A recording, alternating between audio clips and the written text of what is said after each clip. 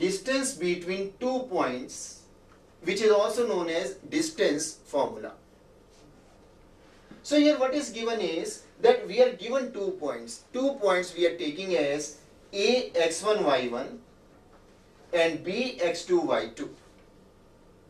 And we have to find distance AB, we have to find out distance between points A and B we have to find.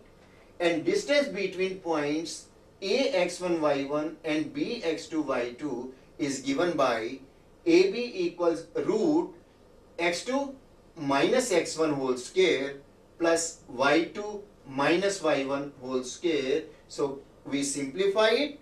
So whatever we get, that will be distance AB. We can also take, instead of x2 minus x1, we can also have x1 minus x2 whole square and plus y1 minus y2 whole square. That way also we can have.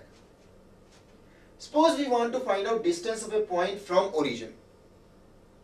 Coordinates of origin O we already know are 0, 0.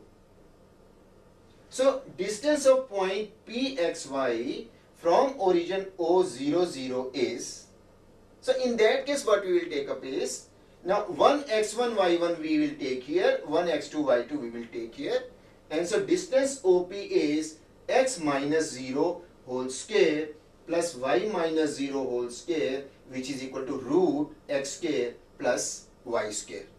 So distance of point P from origin is given by root x square plus y square.